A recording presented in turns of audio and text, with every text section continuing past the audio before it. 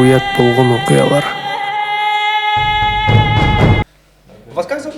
Меня Элен зовут. Элен? Элен? Элен. Это полное имя? Сад допустим. Элен. Это полное имя? А как оно может быть? От какого имени сокращено? Элеонора. Элеонора. Элеонора. Ну, она бы Элен демек mesela Не, Нора. ну азыркы жаштар, типа они... Азыркы Все, жаштар. Эленгуль, да? Это Эленгуль. Элди эң болсын деген сөз тур байбы? Элең деп, нет? Мен деле билет экен. Мына современный ат койсо деле взрослые все равно трактовка кылып коет го чуть-чуть. Кыргызча. Телефоны фонить не будут? Жо наоборот, сон болот па, уят болгон окуялар вообще жок го бизде. Бири-бирин айтып берип, элдин баары эле идеальный көрүнөрөбүз го. Уят Мындай. болот А у нас из минус. чувств 90, бирли чувство мен грань болуп катпайбы. Чем мы Он начинаем? и да? начинается, наверное, может интересно начаться, типа, башталдыбы? Баштай берели деп, кантип баштайбыз деп эле, Да, жана теманы можно было продолжить. Уят болгон окуялар. Уят болгон окуялар. Более-менее там. Давайте вы Который можно поздороваетесь, и мы тоже поздороваемся. И с этого момента монтажник найдет, где монтажировать. А, мы найдем, где монтажировать его можно. С конца Собственно говоря, это и есть монтажер. знакомимся. Это Элен, Белек, Белек. можно Белен и Марлен, то есть Я Марлис. знаю этот Марлис. фильм о Чаге-Зайке. Да? Я, Марлен, кстати, смотрела Жаныш. ее. Жанен, да? Элен, Жанен, Белен и Марлен.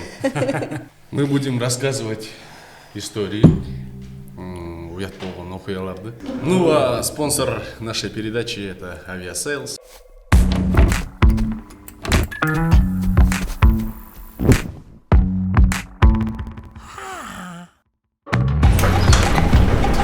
Aviasales. Арзан авиабилеттерди ылдам издөө. Марлисти представим, да? Марлис болсо Акиме Продакшн студиябыздын админ менеджери болот. Ивент тарабын алганда менеджер бүт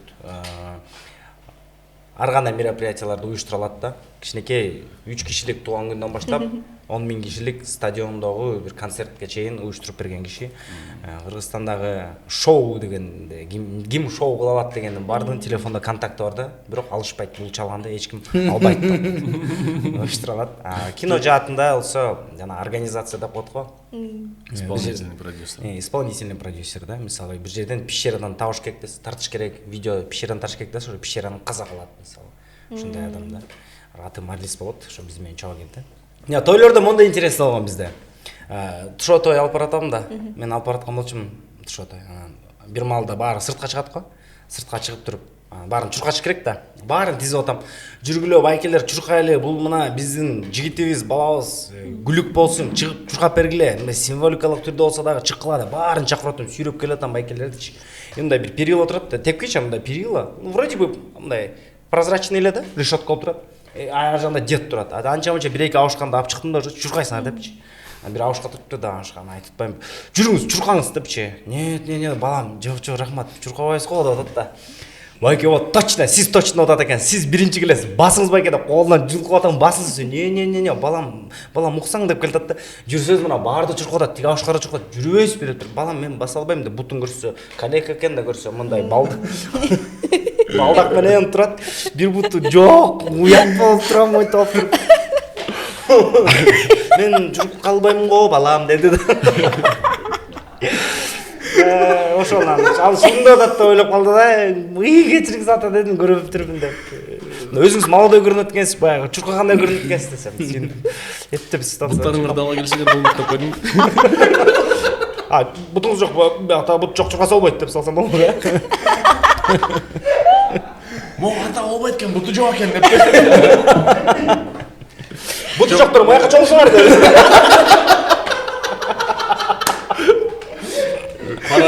Паралимпийский забег, да? Паралимпийский чемпион окумакпын да. Ошо уят болгон. Бир тойдо Эрмек Агурго Ситиде красавчик Эрма, 50 кварталдын режиссер Жаныш, анан мен үчөөбүз постоянно КВНга чыгчык да. Анан ошентип бир тойго келдик. Алматыда болуп атат той. Свадьба. тематический тамашалар болот, 2 жашка байланганчы. Ошонтон арасында эме деген тамашалар болчу. Фокусник у роддома деген.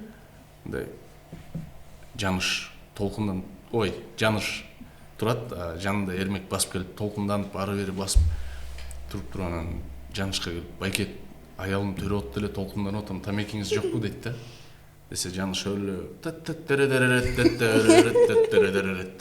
деген музыканын астында эмен тамеки чыгарып коет да. Фокус кылыпчы. Чыгарып берип койсо, ами байке, сиз фокусниксизби дейт. Ооба дейт да. Рахмат деп анан тамекисин чегип туруп анан Айнура деп кыйкырат да. Роддомду карап туруп, Айнура десе. Айнуранын үнүн мен кылчумун да. Артта туруп экинчи микрофон менен "Оу" дейм. Десем, "Ким?" дейт. Ал болсо, мен болсо кайра "Кыз" дейм да. "Кыз" деп өлө настроениясы түшүп. Жанышты карап туруп, байке 7-чи кыз подряд. Фокусниксиз го, бир нерсе кылып бериңизчи дейт да. Жаныш деп баштайт, жана айнекте карап бүткөндөн кийин мынтип атан. Эрма туруп, "Айнура" деп сураш керек да негизичи. Анан мен "Оу" дейм, анан "Ким" десе "Коём" деп койчумун да. Тамаша өзү ошондой болчу да.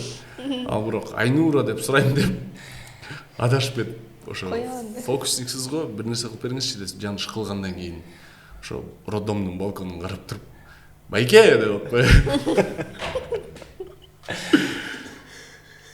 Бир 400 кишилик тойда баары күтүп отуруп да, кайсы жерден күлөбүз депчи. "Байке" деди, мен артынан "Оу" дей албайм да. Мен да турам, эмне кыларын билбей, артта микрофонду кармап, жаныш да турат, унчукпай. Туруп, роддомдун айнегин карап туруп, "Кач" деп кой.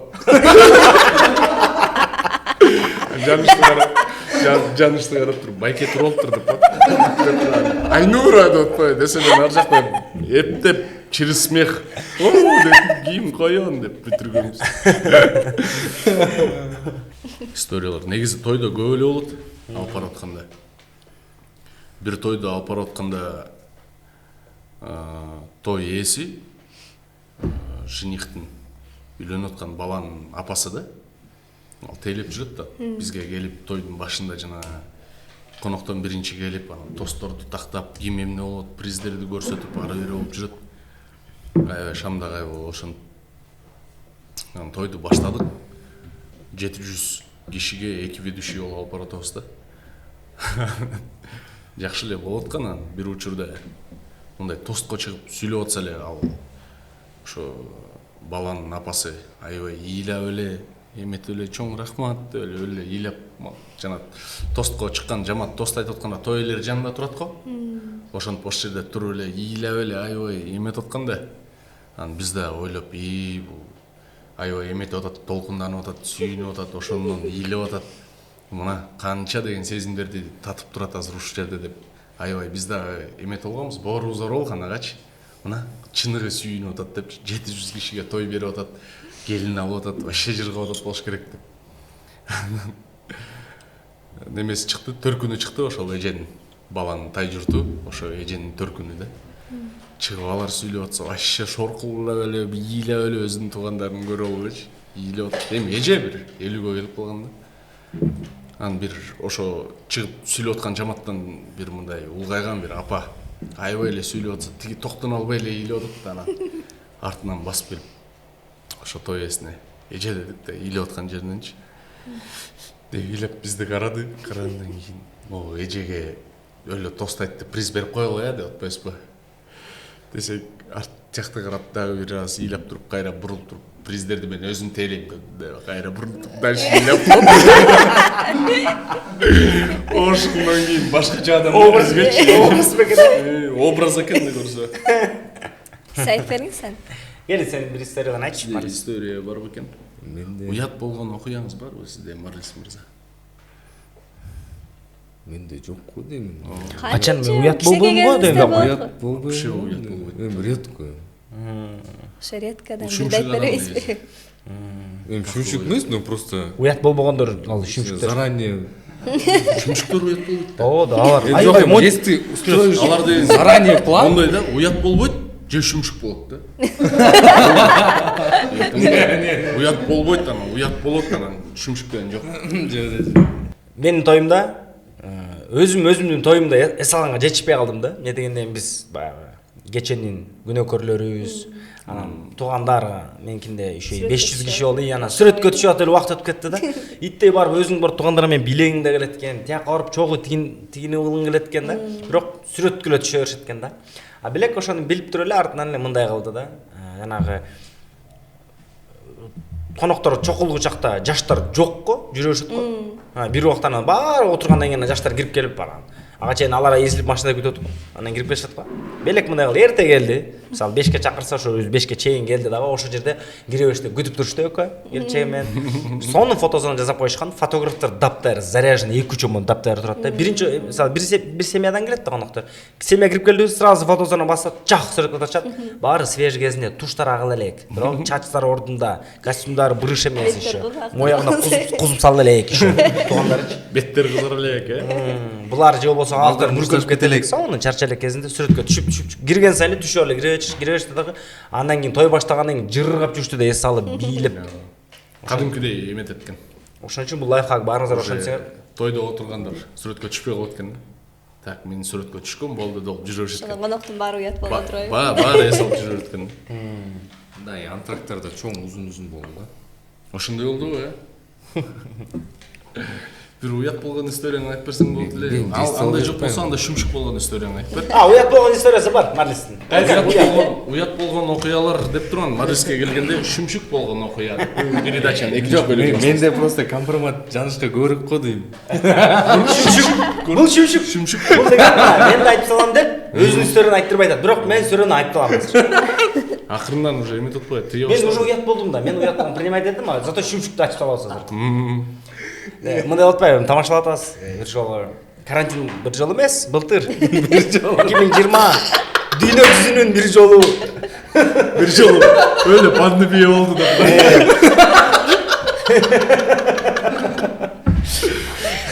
Пандемияны билесизби эмне? Пандемияны. Бир жол ковид болуп кетти. Пандемия болбоду эле. Эми башталып аткан кезде да 2020-нын жайында да.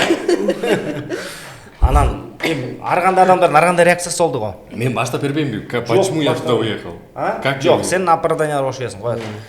Факт эле керек. Шүмшүк оштоп атпайсың. Мындай болот. Пандемия, кээ бирлер үйүндө отуруп действительно чыкпай койду го. Кээ бирлер лифттин кнопкасына монтип спрей чачып туруп басачты го. Ар кандай адамдар бар. Ана бул дагы изоляция болуш керек деген уктудагы. Шух көлгө кетти. Көлгө барып, эч ким жок пансионатта жалгыз. Бир комната номер алып, көлгө эч ким бара элек го. Пандемия болгон. Сезон жок. Ошол жылы көлгө барып, бир пансионатка кирип, бир номерди алып, анан ошол жерде отуруптур. Ушул жерде 2-3 жума болуп турайын. Шаарда пандемия, адамдарга жолукпаш керек. Көлдө эч ким жок, ошо эч ким жок. Жалгыз билмеген пансионатка. Гулять этпейт, сыртка барбайт, жалгыз эле отурат да. Жукпасын дейт да. 16 лепешка алып, 16 лепешка. Ушундай. Анан в конце мен өзүм версиям айтып берейин, 16 лепешка албады эле. Анан алкони эле. Ролтон. Шыгылып бункерге кирип кеткенде да шыгылып мага жукпайт деди да. А биз ал кезде залкар үчүнчү балабыз. Суу алып алыптыр. Суу алып алган. Туалетке чыкпайын деп чака коюп коюптур 3-4. Комнатадан чыкпайт. Действительно, адамдарга чакаланып токтоп, терезеден уже эметет. Пандемия болуп турат. Анан биз белек залкар үчөөбүз. Адам прям ооруп уже реально пневмония болгон жерге кирип барып, ал жерге зарядкалар көрсөтүп, кислороддорду берип ушуп жүргөнбүз да. Машина менен өлө кыдырып аткан, чуть ли не Кыргызстан көөлө жердеги бар да, даже могу Чүй область, Көлөө область болуп жүргөнбүз да. Анан бирдеме алып чалдык да, машинага Марлиске чалып. Каяктасың? Мен бул дагы спокойно эле бияктамын деп эле айтты да. Анан биз реально красный зонага барганбыз да, ал жерде прям больница. Анан ал жерге красный зона киргенде мындай болот да. Ошол жерде иштеген врачтар сизин полностью чечип, өртөп, утилизация кылып, өзү жанагындай кинолордо болот эле, мындай спрей чачып, бир кабинкага киришип, аяктан чыгып ушу душ полностью принимать этип, полностью тазаланып туруп, анан кийип чыгышкан жерде биз ошонун ичине кирип чыкканбыз да, мондай жанагы концентраторду көтөрүп кирип алып, ошол сиздер менен жүрөбүз. Биз главное эменин ичиндебиз, жанагы мешоктун ичинде. О, маке деп кирип бардык да. Түйүнө чекирип көрдүк. Кандайсың деп, мунун көзүнчө эле жанагынын баарын чечип, бизге нормально экен деп түйүнө келдик да. Мындайча айтканда бул ишыгылып вероятностьтан качып жүрсө биз красный зонадан түйүнө келдик да. Уят болгон окуялар. Авиасейлс чекит кейжі сайтына кирип, ылайыктуу күндөрдү жана багытты тандап, өзүңө ыңгайлуу болгон билетти сатып ал. Авиасейлс арзан авиабилеттерди ылдам издөө. Да, эмне историялар. Сиз айтыңызчы, аны айтып берет. Эмне айтып берет? Чакраларды Это очень долгая тема. философияны укмар келди деп коюш. Жанагы рекорд Философиялык сайт. 24 саат эпос мана сайтта эле рекорд кылып мен баштайын анда. 25 саат? Философияларды. Бияқта кишилер ишенбей жатат, это очень долгая тема. Ооба, аны эметпегиле. Козгобогула. Козгобогула, жанышты айттырып бербегиле. Бияқта бар. Деп отуруп калсак жаман да. Астананын алайда эле кирип кетебиз да деп коюш. Чайки-зайки киноны тартып жүрөбүз да. Мындай полное преображение кызга биринчи жолу болду да. Еще бир эмес үчөөбүз да. Аябай боёнуп, даярданып, там гримерубуз дагы аябай эме. Мындай жумушка аябай ответственно, жоопкерчиликтүү карайт. Аябай так иштейт. Ана мындай эптеп-септеп кылып койбойт да. Ал до конца кылдырат. Жок, маникюр кылышыңар керек. Ана мынчыңар керек. Биз еще көп нерсени жок деп койгонбуз да, мындай ламинация, анан тиги бу, анан бирдеке дегендер толтура экен го кыздарда, э? Выщипывать. Мен шугаринг кылган бетим баары сыйырга моон деп. А брови выщипывать, нет? Брови корректировали, да, слегка. Аябай деле берилген эмеспиз деп койду. Болуш керек эле, унутуп калдым деп койду, суроо кылышты. Маникюр делали, да? Анан маникюр делали, да. Анткени крупный пландарда көрүнүп калат да. Ну, негизи мужчины же делают. Жок, бизде бата бурама туруш мүмкүн да. Нет, негизи мужчины делают, но мужчины делают не женские, да? Вот красили, да? Прям? Мы Обычно ноготь бош керек го. А бизге андай эмес экен да. Бизде бул жерде ара сайып турат экен, бул жерде балка турат экен да. Бул жерде курттап кеткен, анан ошолорду тазалап, ичине обычный ноготь кылып койгон да. Мындай. мен мисалы үчүн жоготулган плоскогубцаны таптым. Жасап атканда. Анан ошентип өлө жасанып жүрүп первый день съемок болду, анда дагы биздин команданын администраторлору биринчи локацияны сум кылып даярдап коюштур да. Жана Люксор беле, же Лакшери беле ошол магазинде. Люксор. Люксор. Ошол жерде тартып бүттүк. Анан сумдун ичинде киши көп жүрөт го, жаңы сумдун ичинде. Ошондо анан съемочный группа менен түшүп кеткен табыз да. Парковкага түшүп, машинага отуруп кетиш керек. Команданын баары жыйналып атат да. Жана чач менен, париктер менен көнбөгөн жан өлө жүдөйт да. Осо эле бир нерсе болуп эле, короче. Бетиң еще моундай макияж да. Ошон съемка перерыв болор менен париктерди чечип салып атканбыз да. Ошон париктерди чечебиз. Анан ар бирөөбүздү боёнуш үчүн где-то бир 40 мүнөттөн 1 саатка чейин кетет да. Анан ошо каждый раз убакыт жогото бербейли деп, эртең менен бир боёнобуз, ошо менен до конца смена жүрөбүз да. Өчүрүп салган болбойт. Ошол үчүн только парикти чечип туруп, бетиң боёнгон бойдон, мындай чачы кыска, кыз болуп каласың да, кичине качок. Ошондо гардеробко кирип, мен кийинип, париктерди тапшырып коюп, чыгып бүт команда менен чогуу кетип бартабыз. Эми командада где-то 20-25 киши да. Ошол менен оператор, техник, ассистент, звукач, ошон баары ызычуу менен барып лифтке жеткенде мен эмени эстеп атпайм, гардеробдо мен персонажымдын Айканын бут кийимин унутуп калып турдум да. Анан барып келе койчу деген эч ким жок да. Түшүп кетиптир ужечи. Калгандардын баары колдорунда көтөрүп турат, көп нерселерди, буюмдарды ташып бартат да. Анан лифтти карасам көптөө келчүдөй. Жетишем деп жүгүрүп барып магазинге кирип, гардеробдон бут кийимин алып, кайра лифтке чуркап келсем, кетип калышыптыр да баарычы. Мен жалгыз турам. Жана разноцветный кроссовка мененчи. Бетим боёнгон. Өлө мындай помада, кирпик мындай узун, ресница. Анан так эми эптеп парковкага түшүп алайын, лифтте эч ким жок болсо экен деп атам да. Дегенде лифт келди, эшик ачылды. Ичинде 4 мужик турат, билтегенчи. Чоң, 40-тан өйдө да, жаштарычы. Анын жанында бирөөнүн аялы турат, ал мындай жолук оронгон немеде. Сен чачы кыска аял болдуң. Мен чачы кыска бир кыз болуп турам да. Кийимим да тиги Айканыкыда еще. Ёлки деп. Мындай кете бергиле десем, уже точно признавать эткентасың да. Анан повод бербей кирдим лифтке. Лифттин бурчуна мынтип биян карап туруп алайын дегемде. Биян карап турсам, лифт полный зеркальный экен. Бүт көрүнөт, со всех ракурсов бүт барын көрүп атам деп кой. Ёбай. Четкичи мындай. Мындай кичине кейген воздухтар бар го. Үшкүргөндөр ошондой да. Дегенчи. Мужик дескечи. Деп коет, мен да түшүнүп атам деп кой ичимде. Кечирип коюңуздарчы деп койсоң болот. Кечиргилечи десең болот. Братан саткан жол деп. Азыр кайсы заман деп. Жолсо чуркап кетиш керек болчу да. Залкарга дагы подъездден бир Аушка тоже Залкар Гуля персонаж да. Мойто машинадан чыгып подъезд жака келсе бир Аушка пенсионер экен, басып баратты да аны көрө калып. Подъезд ачык алып, эшикти ачык алып, прошу дептир да. Он же серно самец. Мужик го. Залкар. Тиги Аушка ана бир все равно тиги айымкен кичине улураак айымкен бир 30тан ашкан айымкен окшойт дептир, прошу дептир да тиги. Сол артынан бир рахмат дептир. Басып кетти да. Чек-чеге монча калыптыр. Көчөдө тартып жүргөндө адамдар адаштырып эле кээ бирөөнү тааныбагандар кайрылып атканда адаштырып атышты да. Девушка, отойдите оттуда деген сыяктуу улуй атышты да. Ну там явно видно, что перевоплощение экен. Когда нас знают, актерлар экен, билгендер таанып атышат да, мынтип карап. Көчөдө жүргөндө тааныбай калат. Мисалы үчүн уже вечерняя съемка кечкиргенде көчөдөн тартып жүргөндө анча-мынча караңгыраак жерлерде тартылып атканда там алыста турган балдар, мисалы үчүн жана автокинотеатрда тартып атканда Залкар экөөбүз эмеге машинеге жылынып алалы деп басып баратсак, автомойка ишин бүтүрүп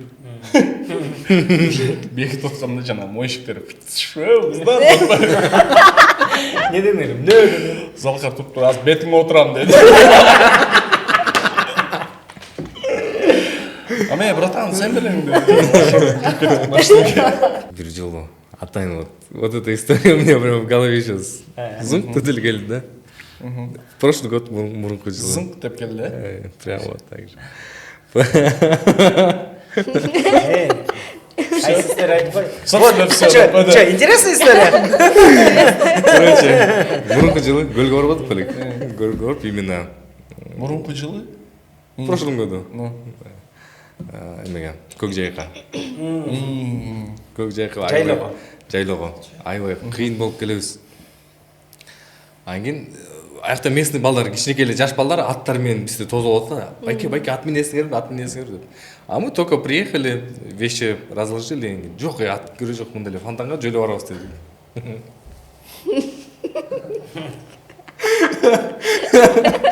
Жөө барбадыкпы деп тапкырып койду. Анан кийин вот Жаныш, Белек, мен и супруга. Мы не знаем, где этот фонтан. Супруга наша, деп. Белека.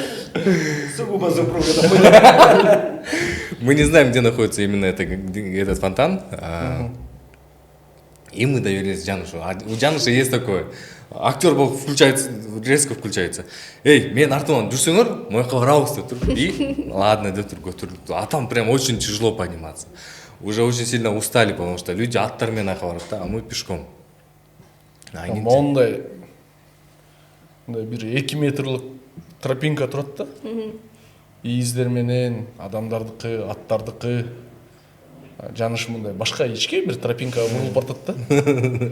Биз ошол жерден токтоп, Жаныш, мондай эмеспи дедик да. Могул жер окшойт водопадка, мындай киши көп барган жер мындай. Карасаң, издерди карасаң, Жаныш мына десе. Деди да. Мен билем, жүрсөңөр, мен угуп атам, тигине, тиякта деди. Да, мен угуп атам, водопад, тигине уже эметип атпай, келип атпай мага деди. Всё, аркасынан түштүк баарыбыз, чыгып бартабыз. Уже өйдө да, вкрутую.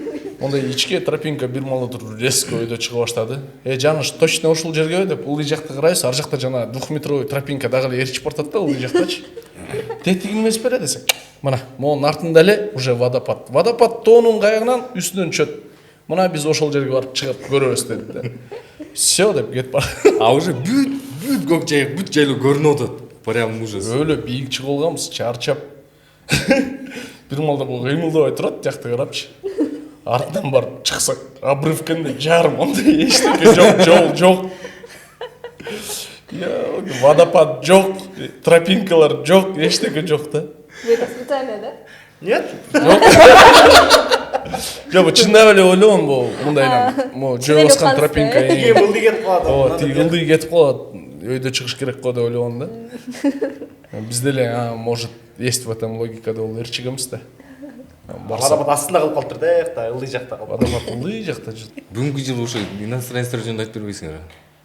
Как мы постарались им показать свой менталитет, ну, имеется в виду, не то, что менталитет, а всю дорогу мы-то не знали, кто, как их встречал. Айтып бер деп туруп баарын айтып салды өзүң анда. Айтып берди, братан, айтып берди. Бербейсиң эле. Муну айтсаң деле башы бербейсиң. Давай. Мону айтсаң жана көк жайыкка барып эме болбодук беле деп эле истерин айтып. Ошол көк жайыкка кайра бардык быйыл дагы. Сону эми көп эле жерге барып жүрөбүз, жайлоолорго, Кырчынга да бардык, ушундай. Эми как бы көл дегенде эле биздики еще негизи эле отдых десе биздики тоолор деген башталат да, не только пляж дегендей. Аны ошо көк жайыкка быйыл да бардык, уже тиягындагы этногородок деп койсок болот, ушундай жакты жерге бардык. Быйыл биз аяка иштеген барганбыз. Ушундай сеть иштебеген жакка барып алып, этногородок сонун эми ал жерде аба таза, жеген жемиштерибиз, эттерибиз таптаза, элестетип атасыңар да. Тияңды шаркыратма, биягың шаркырап жан тийип атат да коесуң. Баары бар да шу. Шаркыратмаган жолду уже конкретно билебиз деп койду. Биз уже жаңылбай калганбыз уже. Эмкисинде түз тропинка экен деп дагы жол жаңылдык. Түз тропинка. Тропинка. Тропинка. Ошондой ичке тропинка менен чыккан, ал терапинка. Терапия деген сөз. Тропинка терапия. Кандай антканга жакшы да. Быйыл бир фургон неме келди. Испанецтер. Фургон же. Да? Не фургон. Бусик. Неожиданный сөз болуп атпайбы? Фургон. Негизи фургон деп деле айтып. Келип төгүп салды да, немелер, иностранецтер. Испаниядан келишиптир, Испаниядан. Испанцы келишти. О, деле түшүштө, биз дагы о деле түшүштө алар менен. Ола деп элечи. Кечинде отун жагышып. Биздин жапжакын болгон жылдыздарды карашып, ал деген дүйнө жүзүндөгү биринчи орунда турган туристический компания аркылуу келишиптир. Негизи эле Кыргызстанга дүйнө жүзүндөгү биринчи орунда турган туристический компания аркылуу биринчи жолу ушулар келип атышыптыр да. Бул жакшы экен, аякта очколорду, бааларды жакшы койсо, там не деп койчу, отзывдарды жакшы жазса, ушу дүйнө жүзүнүн баарында кыйын сунушталып атат да. Бирөөсү тияк Антарктида барат, тигилер тиги Лондонго бараткан жерден еще ошо списокко Кыргызстанда кирип, ошолар аркылуу испанецтер келиптир да. Бир толпа, бир знаменитый актер келиптир, бир телеведущая. Экөө экен знаменитостер да бар. Анда уят нерсеси бар беле. Анан ал жерде биз оттун жанындагы ырларыбызды ырдап берип, алар өздөрүн кырдап бергиле деп, аларды ырдаттырып, бийлерибизди билеп бердик аларга, эмелерди. Кара жүргөн билеп берип, смыслын түшүндүрүп, алар өзүнүн бийлерин көрсөтүп, ошол кантса да алар Кыргызстан жөнүндө жакшы впечатление болсун деп, эмне дегенде в основном как келишет гидтер деген жанагындай достопримечательность тоолорду көрсөтүп кетип калат да. Адамдар менен контакттерин сложновато да. Особенно если там кыргыз занят или хочет с него заработать. Да. А тут мы тоже отдыхающие. И алар менен сүйлөшүп, сон болгон. Ошентип Кыргызстанга келгиле. Кайра реклама койсум. Испанецтер ошолар биз ишендик эми мындан ары дагы иностранец көп келе баштайт деп гид дагы айтты да, бул ошо эптеп ушул туристический компания жеттик дейт да. Буга чейинкилер менен ага чейинкиден келдигилер келчү да. Француздар там кичинекейирээк туристический компаниялар менен бул чоң прям жакшы келишиптир да. Ушундай грустный история. Аябай уят болдук деп. Уят болбойлу дедик да аларгачы. Кара жүргөн бийлеп берсиптир. Дешип, буга чейин эми мындай көрүшпөптү да көп бий депчи. Кыргызстанда эмени үйрөнүп алышыптыр. Даң-даңды. Даң-даң деп қойшасыз. Что десе бары даң-даң деп қойды. Не, базар жоқ. Базар жоқ. Ана, алюрелли деп шығады. Алюрелли. Алюрелли деп қойшады. Бары қорым қиғырып қойды. Видеоны көрсеткенбіз Хуанита болғанда жаңа мексиканец болып сөйлегенде көрсетсек гүл очпай оқшаш екен оқшым ол сөзді айтты да бір-бірімен спорт ете ашқан. Мен айтыптым жоқ бұл испанский емес бұл қырғызша араласып кеткен десе деп қойшады. Уят болған оқиғалар. У меня все вот какие-то каверзные уловы. Жоқ, сен обязательно алам десе О, контент-мейкер. Айтырледі. Бес полос. Бес полосың айтпайлы болды. Қойда. Порно тамашаның бардығы одновременно шымын айтылған айтып берейін. Айтсалмын ғой. Уже осындай болған. дегенде Башқа танец болды тоже сейчас сборная тұрады. Какой-то бір последний день башқа шымдарда костюм болады деп заказ берген да. Ал уже қырғызский текстиль легкий промышленность емес екен, ал ошо Россиядағы эле бир деме экен да. Ошондой окшойт. Бир өлө узкий шим деп калган кез тренд болчу, узкий шим кийели деп. Мындай чып кайган бир мындай пиджактер менен да. Баарыбыз өлө подвижныйбыз да. Уже кода уже второе выступление, музыкальный номер, что сяктуу болчу, анан баарыбыз деп анан баарыбыз монтип жүгүрүш керек болчу. Анан маңдайыңарда шариктерди жинап кеткиле деген да. Негизи сенде КВН команда.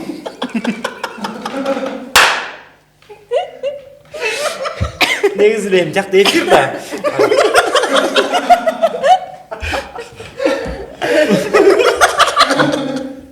Первый канал же, всегда мындай КВН команда когда выступает, когда она отвыступила, эта же команда должна за собой уже убраться. И уже пока вторая команда выходит, когда вторая команда уже выходит, Масликовтың сүйлөгөн сөздөрүн көрсөтүп коет да кийин монтаждачы. Биздин команда бүтөрүмен рахмат деп жүгүнгөндөн кийин эле Масликовтың сөзүн көрүп, это была такая-то команда, ичинде биз жинап кетип калабыз, но там все равно народ сидит там 3000 киши. Чоң көп киши отурат. Все, өлі выступили, шах, синхронно билигем, зырлар-да, так, бүтүнө. Жүгүнө баштаганда монда пырт. Бардык ровно серединасы монда айрыла баштады да. Бардыгы за шариком эңкейип атат, эңкейген артынан эле монда переверят. Жан башта айрышты, майда жок эңкейдик уже минт турат анан. Бир-эки шарик алып ала кетишкен да. Бир-эки шарикти кармай алып эле за кулис кирип кетти дегенден кийин кадимкидей как на войне. Биринчи рет кетип калышты, экинчи рет келди. Эңкейишти тоже тоже по шарикам алып кирип кеттик. То есть в первом канале я порвал себе задницу, понимаете, да? Вот. Баарыбыз шымайрат, тияктан көрүнбөйт да. Кыргызстандын честин ушунча защищали. И что вот даже порвалось, да. Алтын апакем деген проект бар да биздечи, инста сериал. Азыр деле инстаграмдан кирип көрсө болот да. Жаныш Майар же Белек Тургунов и ошол аккаунтка кирип өлө сонун такой добрый позитивный контент кирип көрсө болот. Биздин илгерки неме заманда жашоо, азыркы заманбап жашоо да экөөнү салыштырат. Ошону тартып жүргөндө мындай эме локация керек болду да, эски Советский Союз сыяктуучу. Андай локация бизде Бишкектен чыккандан эле бүт жер ошондой да, бүт Кыргызстан ошондой го. Бир аз чыгып эле могу канттан снимали да. Канттан тартып жүрөбүз. Неме деген серия бар болчу. Кичинекей кезде неме чыккан? Кичинекей кезде алма өрүк урдап жей берчү элек го. Кошуналарданчы? Биз ошон чыкты. Азыр кайдан азыр? Телефон менен эле отурушпайбы? Ошентип ошол серияны тартыш керек болуп атат. Подходящий жерди таппай атабыз. Бирөөнү таптык. Ошо бир жума мурун келип бирөөнү карап кеткенбиз, сүйлөшүп кеткенбиз, буяктан тартабыз депчи, алмабак. Ага орсакал жок үйүндө. Башка үйдү издеп атабыз, таптык. Анда дыкылдатсак эч ким ачпайт, эч ким жок. Бирок биз сценарийди жазгандай точно ошондой үй экен да. Сценарий боюнча эмне болуш керек? Сценарий боюнча биз сизге айтып коелу деп койдук. Сценарий боюнча кичинекей балдар неме кылыш керек болчу да. Забордон аттап өтүп барып, алманы урдап чыгып кетиш керек болчу да. Маленький забор болчу. Кичинекей балдар да еще жалаң 5-6 кичинекей баланы ээрчитип алып. тартып жүрөбүз анан биздин кичинекей актерлор эмне дерибизди билбей короче кирип урдайсыңар дедик да баары коркулушкан ит жокпу анан тиги жокпу бул жокпу депчи бирок неме да бир дубль менен тартылган анткени алар чындап эле ошол эмоцияларды эметип аткан да сезип аткан да коркуп алар көргөн үйдө эч ким жок эшикти ачкан эмес азыр любой момент келип калышы мүмкүн алма алыстан карасак сапсары алмалар өсүп аткан да чоң анан ошолор тартып баштадык камера мотор кетти бир эки камера менен уруп атабыз да забордон аттап бирөөсү аттагача шыңынан айрылып ошентип аттап барып урдап чыгып карасак алма эмес айба да бул айба экен да ошо анан ошол учурдан пайдаланып балким канттан бирөө көрүп калса ошол үйдүн ээсинен кечирим сурап коелу деп атканбыз. То есть баардыгы съемка үчүн болгон да. Локация тарта турган локациябыз киши жок болуп калып, биз башка бирөөнүн үйүндө эч ким жок болгондо реально алманы урдаган сценарийде сюжетти алманы урдап тартканбыз да. То есть реально они украли, чтобы снять этот кадр. Ну, дети своровали, алар эме. Аларга прощается. Аларга прощается, они еще уголовно не ответственны, да? А до сих пор ошо балдар менен урдап жүрөбүз. Большой дело там уже раскрывают. Алма эмес деп койду. Айфон, тоже алма деп койду. Айфон, бензин деп койду. Шо, бензиндин баасы аябай кымбаттап кетти.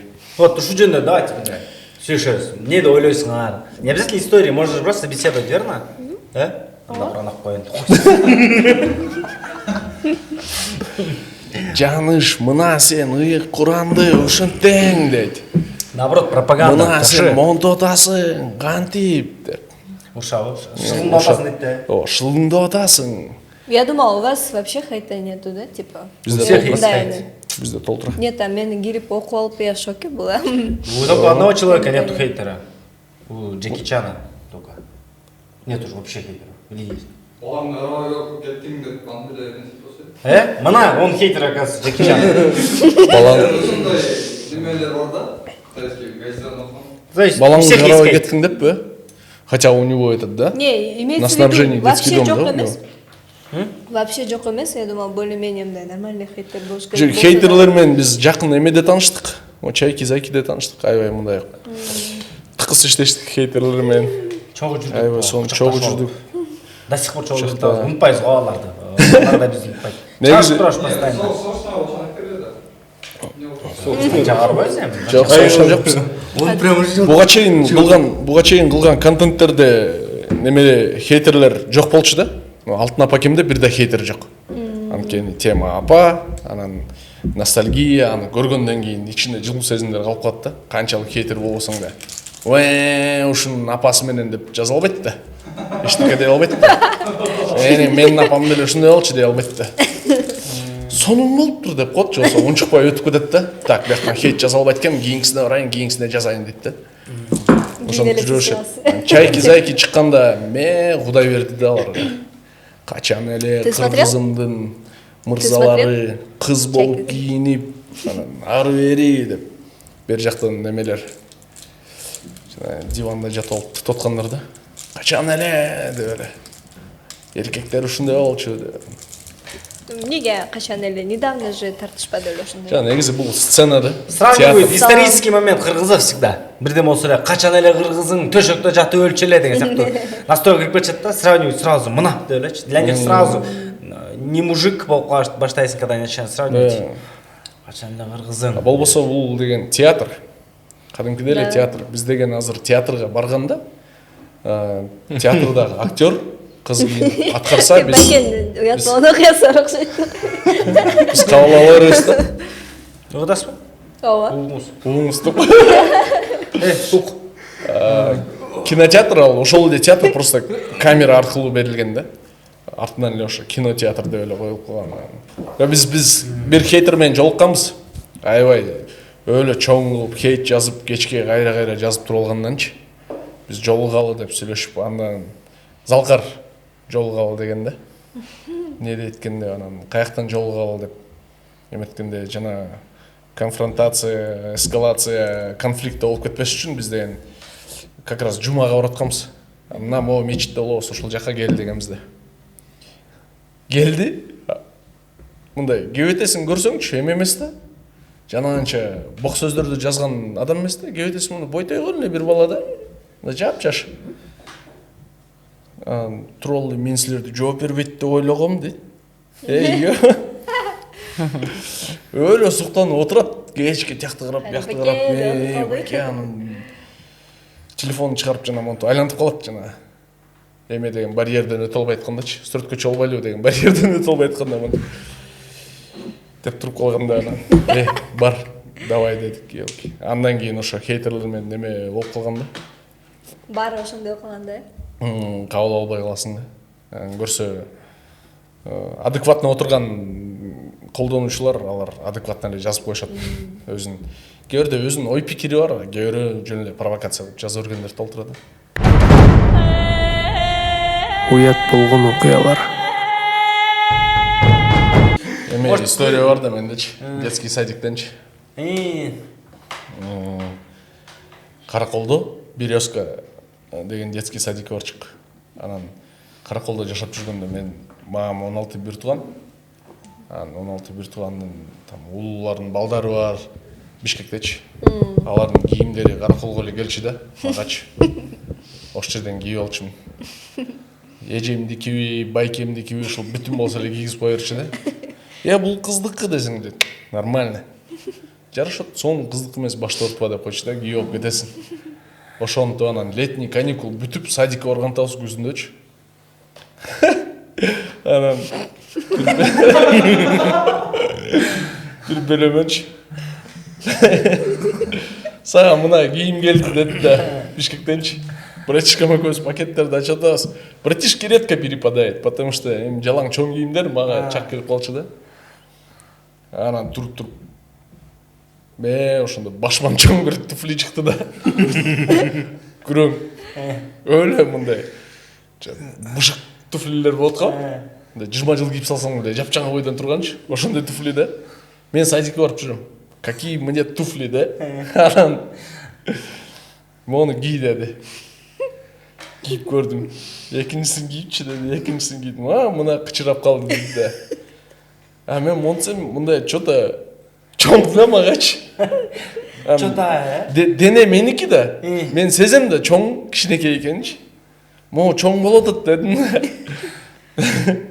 Десем мындай карап, жок чоң эмес деди да. Денемчи.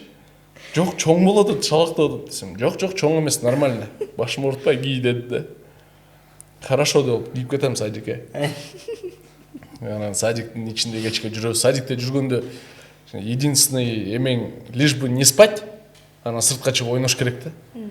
Тихий час бүтүп, обед кылып анан все, прогулкага кеткен табыз. Эшикке чыккан табыз. Анан тамак ичип барып бүткөндөн кийин анан все, теперь бегом на улицу дешти да, воспитательдерчи. Дегенде эле эң биринчи мен болчумун да. Чууркап барып шкафчигимди ачып баарын кийдим, жана туфлиди кийдим.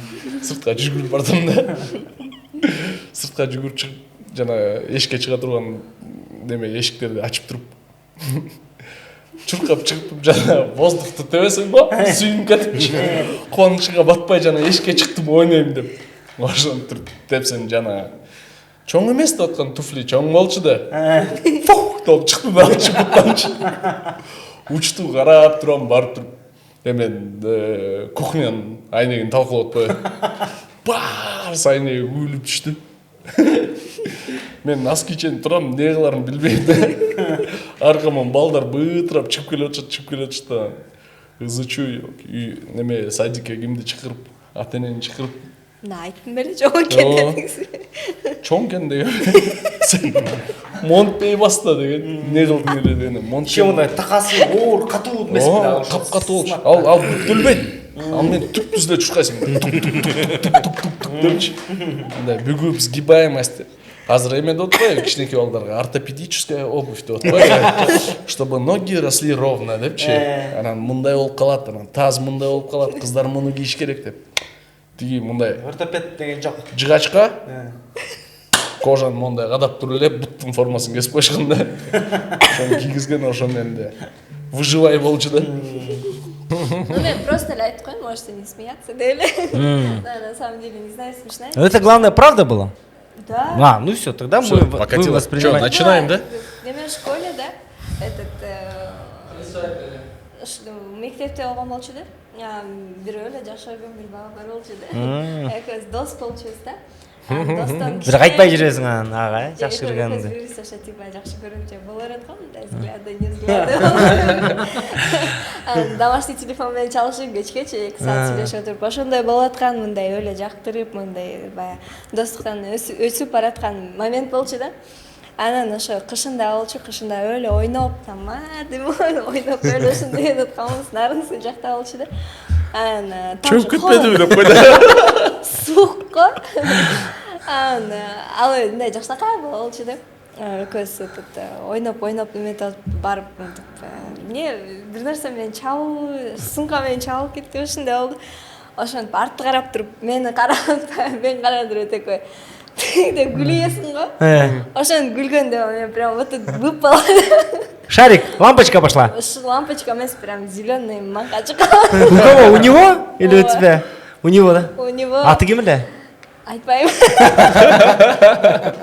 Ты помнишь эту историю? Это не суть. Он это видит? Жок, просто когда момент жакшы көрүп аткан моментте ошондой болсо эле жаман келет. У тебя да, там и дружбе конец, и любви конец, да? И никаких нарынских Ошол стишков. моментте ее представь, вот это все. Перед глазами, мол, флешбектер, Алена, деп сүйлөшүп жетеле жүрүп, прекрасный моменттер да, перед глазами, мол, өтүп туруп. Мондай, Ну не сегодня же.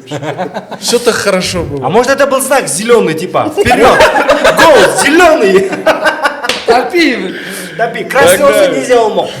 Зеленый. Двумя соплями за.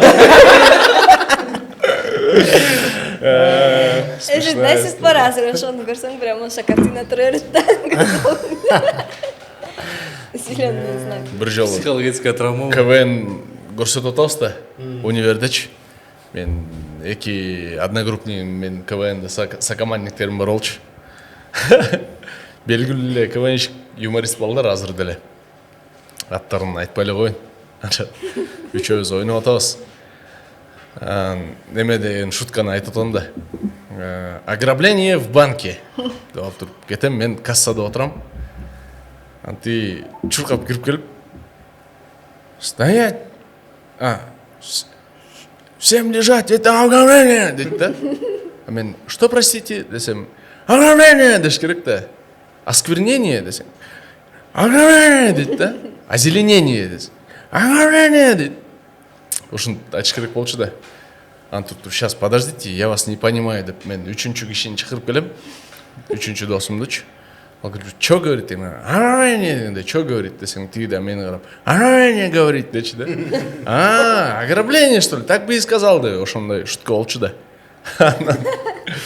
Ты ойноп баштадык. Итак, ограбление в банке дедим. Кассада отурам. Ты чушкап кирди. Стоять, это ограбление, деди. Что, осквернение? Нет, ограбление. Озеленение. Ограбление, деди. Я вас не понимаю, десем. Демек да. Мондай маңдайымда турат да. Десем, мондай лампочка чыкты да. Монтип История чыктыр. стала смешнее, да? Монтип чыктыр. Пуф, жарылды. Мага да чачырады, өзүнө да чачырады да. Зрительдерге көрүнбөйт да, биз алыспыз да сахнанын үстүндөбүз да. Анан күлкүм келип атат. Күлүп баштадым, ал да өзү күлүп атат. Үчүнчү досубуз кирип келмей калды. Бизде карап, эмне болтасыңар деп ар жактан закулиса. Быгышым сейчас подожди деп анан чакырып ошентип ойноп бүткөнбүз. Вот это вот после вашей сопливой истории в голову пришло. Бирок реально чоң лампочка чыккан да мындай. Идея экен да, лампочка. Идея болуп чалды. Шашпай чыккан да. Жабышты. Лампочка алгандай. Ал деген мындай күтүлбөгөн жерден резко тарс чыгып туруп жок болуп кетиш керек да. Аныкы шашпай чыккан да. Весь процесс возникновения большой лампочки И көргөнсүң. мындай адамдын бетин, сен досуң, коллегаң бети, КВНщик, ошону карап атсаң бир малда эле что-то с этим лицом не так болуп атат да. жакшылап карасаң монтип пузырь өсүп келатат деп. Сеники кандай цвет экен, может? Прозрачный жана детский шоуда бар го. Ошондой да, пузырь. Үйлөнүп туруп. Мен ошону карап атам, алда өзү карап атат да. На 20 жарылды, чачырган ошондо. Уят болгон окуялар. Из моих детских историй я все время, все детство, вот. Как себя помню, был шимжиком. Нет. Ну да, в принципе. Почему? Потому что мне родной братишкам бар. Мы в 8-м жили. В 8-м. В классе. Микрорайоне. Бишкек шаарында, Кыргызстанда. И все детство мен, неосознанно, типа, братишкамды, типа, ат кылам деп, я ему руку сломал. Кандай ат кылам деп? Сен братишкаңды мине болчуң белең. Ооба. Он на год младше меня. Пожалуйста, доказательство. Адамдар наоборот да. Өзүнүн бөбөгүн не кылат? Өзүнө меңизи болот да. Көкөлөйт, көтөрөт, колдоп кетет. Он на год младше меня. Ну тогда это да, лошадь. Да, все, деспотия вся разрешается. Бир жаш, тең жаш. Анан кийин то же самое, короче, во дворе. Уже балдар менен ажа. И там прям чоң эле мондай эле таш жаткан да. Таш эмес, он квадратный. Я не знаю, для чего он используется. Квадратный таш. Да. Бетон. Квадратный жыгачтан жасалган таш деп койду. И 4 балабыз 4 жактан көтөрөбүз дейбиз. Мамамдар, апамдар кир жайып жүрөт. Алар көтөргүсү келбей эле. Жок, алар вообще они через подъезд. Тоже көтөрөбүз деп көтөрүп, все, бүт барабыз азыр на счет 3 кой беребиз деп туруп, үчөөбүз кой беребиз, ошол кайра братишкам бутун эметип туруп сынат. Бут сынат. То есть вы подняли, чтобы отпустить? Да, в детской логике. Жөн эле көтөрүп кайра чыгып Даже астынан эчтик издеген жоксуң. С одной стороны кирген жоксуң. Все подняли. Интересно было, интересно. 8 классың. Ошондо жак Сегизинчи класс, это мы дети были прям. 7-чи деп кой. Дети, да? И так же. Ошондо еще үйдөн үтүк менен колун басып салган болчумун. Тоже братишкаңды. Тоже братишкамды. У меня вот такой. Сейчас его нет? Есть, жакшы. Нормально. Алмайсың жүрөт, да. Он жалпайган бут, үстүнөн ütүк кишесен мине болгансың. Кол, сынган кол. Сынган кол, мойнунда Эме жанагы атка сала турган. Деп турат периодически. Мен мондай бакка, мондай кулагамда. Бирөөсү узун болчу. Түшүп баратам. Спускался. Ачакей болгон жер бар го, до него было далеко. Еще много-много веток мелких, которые ломались от моего веса. Но скорость-то что, с каждым разом сильнее было, что это. То есть ударды сначала не чувствовал, потом я начал чувствовать, но терпеть. И уже аягында стволға жеткем. Оказывается, ошол азыркыга чейин жашап жүрөм. Ошол, оказывается, ива, твердое дерево такое. Там вот чуть-чуть деп айтканда, Жаныш, сен уже мальчик болуп калдың. Больницага барганда. У всех же такое было. Добро пожаловать в чайки-зайки. Добро пожаловать в очайки-зайки. Очайки-зайкиге. Ошондой болгон. Прям вот еще бак такой был. У многих же прутья же гнутся, а такие вот, даже у мелких прутьев есть своя кора. Вы вспомнили? Он такой хрустящий. Он рвется, но острый-острый калырат го. У меня то же самое, треугольный эме бар, слоник деген нерсечи. Из турников. Естидиңер бе? Биз Караколдо өскөнбүз, айтор. Нет, это везде было. Короче, асты как решетка. В плане, сен үстүнө чыгасың, асты вот такие перила. И промежутки. То же самое. Ничего страшного было. Нормально? Нормально. Ты тоже существуешь, нормально тоже. Нормально.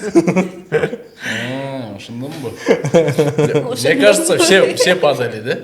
Как будто я знаю какие-то подробности. Ошондон деп койгон. Не, это история к тому, что все так падали. Любой пацан так падал. Мужчины — это выжившие мальчики, дейді го. Случайно выжившие причем. Это у нас постоянно усмерть рядом. Первые 40 лет детства у мужчин проходят тяжело. Одноклассник. Был. Есть он до сих пор. Бывший одноклассник.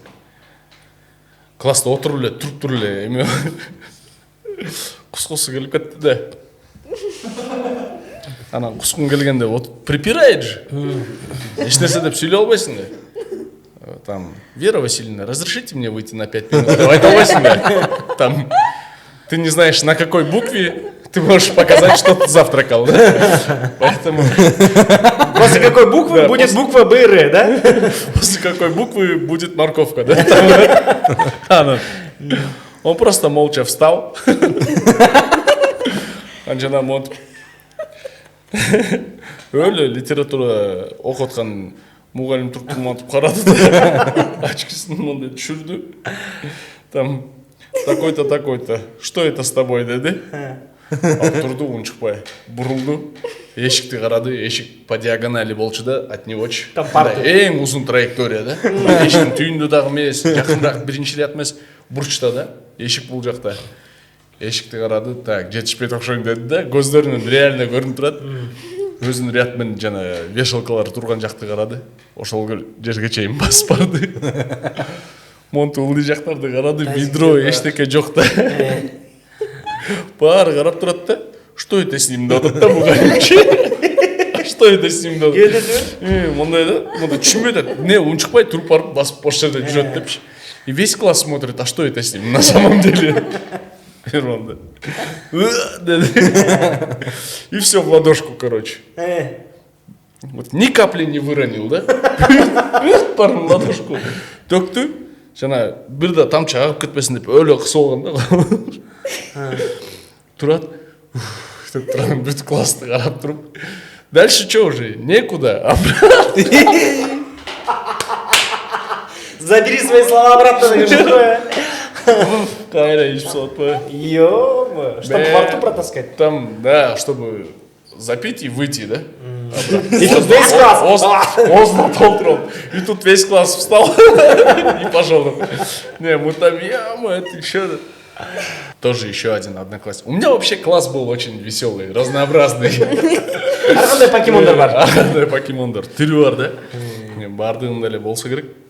Ар бирөө азыр өзүнүн классын эстеп көрсө реально мындай кызыктуу адамдар бар го, персонаждарчы. Анан таарынбайт деле болуш керек эми ал классташым. Атын айтпасаң нормально. Атын айтпайм да, о да. Эм забавная история из прошлого, да. Как-то раз этот человек не успел, этот ученик не успел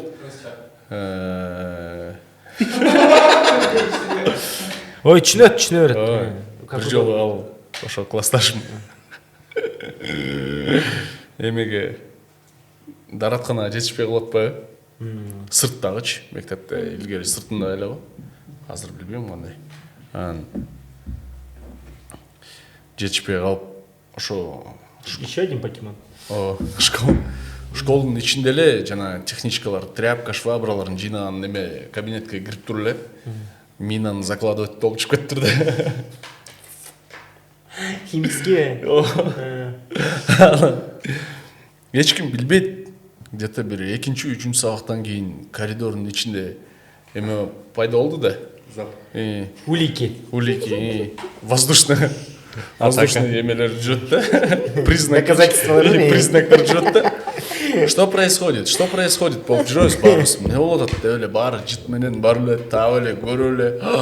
Вот так вот болуп эле кеттик кайрачы. Ызычуу мугалимдерге жетип, что-то завучтар келип расследование башталды. Кимдики деген бе? Ким кылды деген расследование да. Мектепте 1000 окуучу, 1300 окуучу. Анан биздин этаждагын текшерип башташты да биринчичи. Как они проверили? Как проверили? Биринчи свидетель издейт да. Ким? Балким бирөө көрдү. Ошентсе бир кичинекей кыз, 1-класс, 2-класс окуганбы. Биздин класска ээрчитип келди завучтучу. Ээрчитип келип туруп, дагы классташым бар болчу. Ошону көргөздү да. Бол деди да. А ты кичинекей кыз Это көрдүң он деп деди. Это он выходил отсюда деди да. Десе аны уруша баштайт. Это не я деп атат, айта албайт. Анан аягында мугалимдер сыртка чыгарып, аны до конца давить эткенден кийин анын ачыгын айтты да. Мен эмес, мен да сабакка кечигип келаткам депчи. Анан ошол жакта үндөр чыккан дейт. Ачып карасам менин классташым отурупту. Анан мен жаап коюп чыгып кеткем. Чыгып баратканда бул 1-класста кыз кирип бараткан дейт. Өзүнүн кабинетине. Истер ачыла бергенде. Ачыла бергенде анан ким кайсы классташың десе, мен аны айтпай эле коеюн деп анан все-таки айтат. Айтып салса, завуч, собственно говоря, ага ишенбейт. Кантип эле, кандайча эле туда-сюда, сен азыр жөн эле отлыниваешь, еще и стрелки перекидываешь дейт да. Бас деп туруп кабинетке ээрчитип келет. Завуч до конца ишенген эмес да. Эшикти ачып келип, класста баарыбыз турабыз. Анан ошо жетишпей калган баланы карап туруп, сен эмне мектептин ичинде дальше айта албайт да. Эметип салгансың деп. Тиги көзүн айтпас керек болот, чтобы все поняли. Эметип салгансың. Эмне деп эле тиги калып элечи мындай до конца уже перед фактом ой деп атат да тиги дагычы. Чичип салгансың деди. Жарылып атабыз, ошол экен деп анан. Просто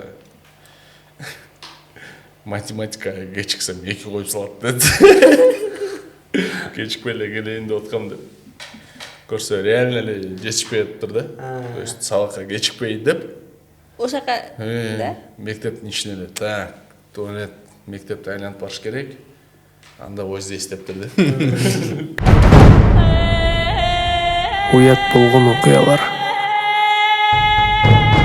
Коңгуроону баскыла, баракчага жаздыргыла, бул болсо деген жаңы эле ушул передачанын долбоордун алгачкы кадамдары десек болот, алдыга дагы кызыктуу болот. Ошон үчүн жазылып биз менен калсаңар, анан дагы көп кызык нерселер болот. Комментарий жазгыла, кимдин окуясы кызыктуураак болду?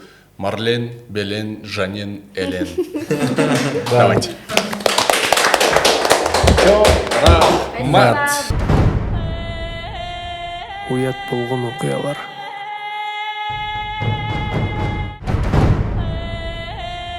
Уят болгон окуялар.